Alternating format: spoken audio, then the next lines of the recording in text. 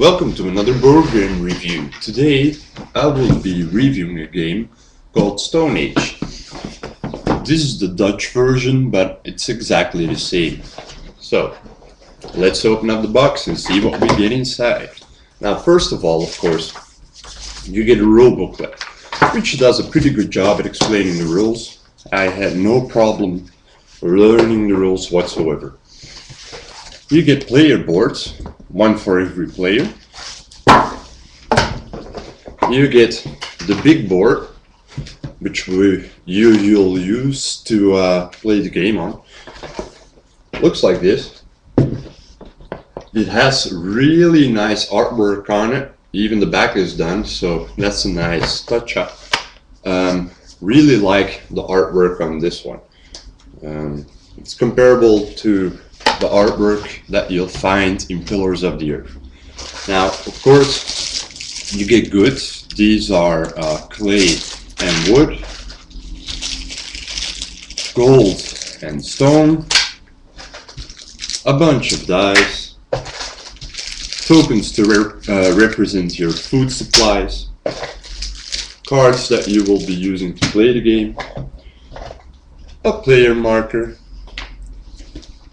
This is really nice that they included it. It's leather cup to roll your dice. You get your meeple. The funny thing is they represent caveman, so I call them meatman, but whatever.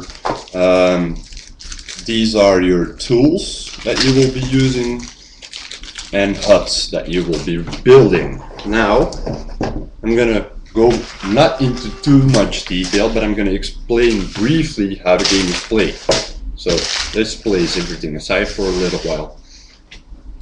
Place the board here. So every player gets his own board and will get a starting setup.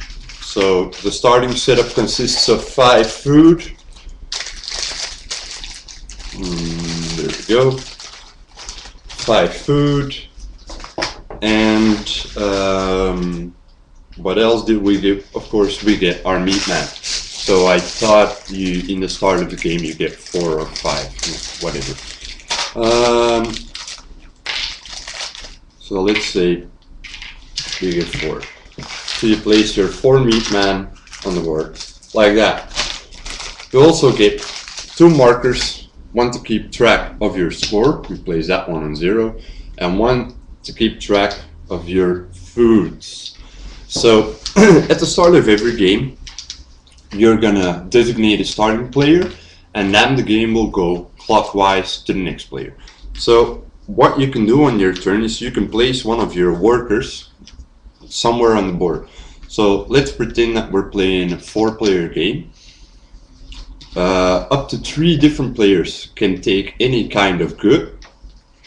And of course, only one can be placed on the spaces, like this one, for example, will give you 1 grain. That will let you pay 1 less food every round to feed your people.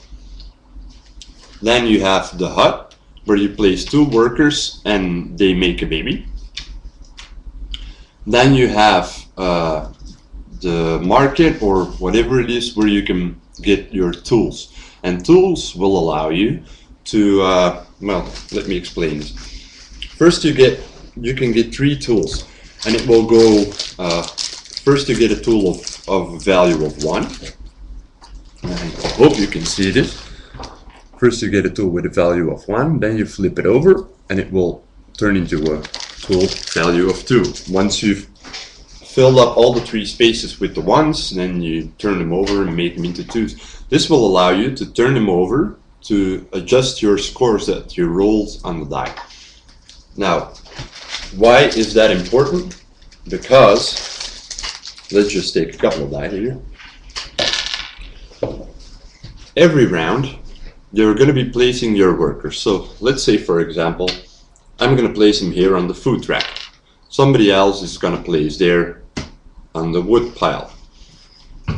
Now, 3rd player, 4th player, now it's back to me.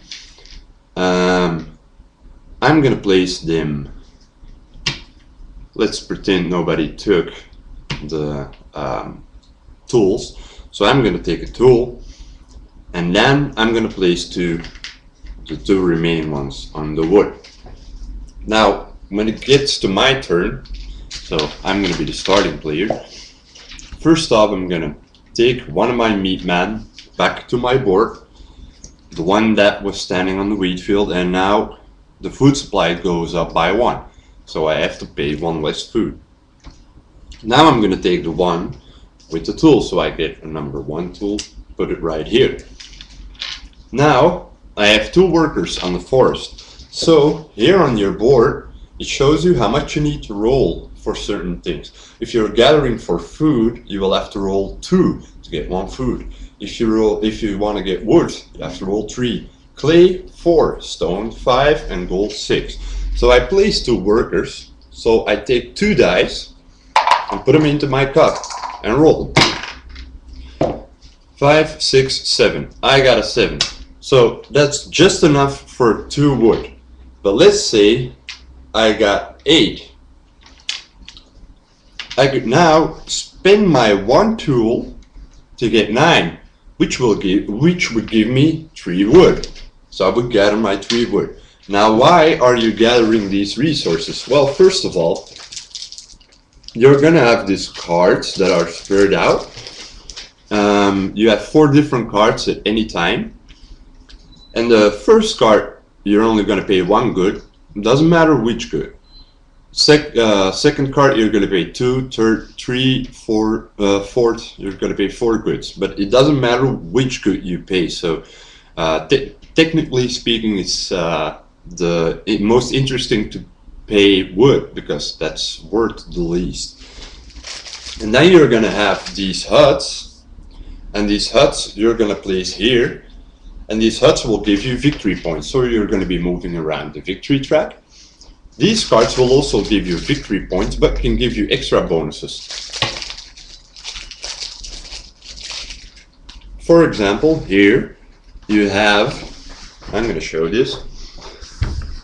On the bottom of the card, it shows you 1 worker times X. So this means 1 times how many tools you have, that's the points you'll get. So if you have 5 tools, you're gonna have 1 times 5, so another 5 victory points at the end of the game. If you, however, have more of these cards, they will keep multiplying.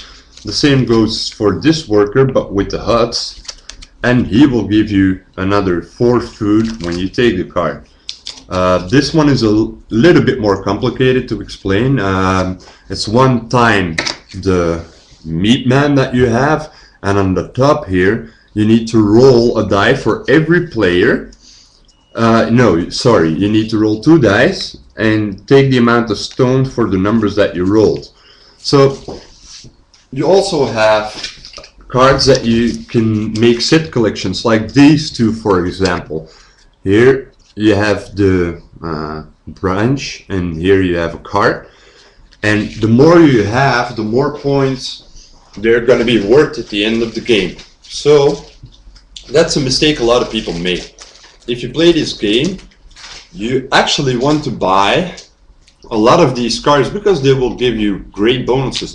It's also important to maximize what you're buying. So if you have a lot of meat man, you want to buy a lot of cards that will give you bonuses on that. If you have a lot of houses, you want to buy cards that will multiply that. If you do not have a lot of anything, you can still buy the cards that will make the sets and get a lot of points that way. So what do I think about the game? I think that Stone Age is a very good game. It's very accessible, it's a very easy worker placement game, and doesn't tend to drag that long. It plays, well, it says on the box 60 to 90 minutes. It depends on how many players you're playing with, and it's easy enough to that I can play with my 8-year-old.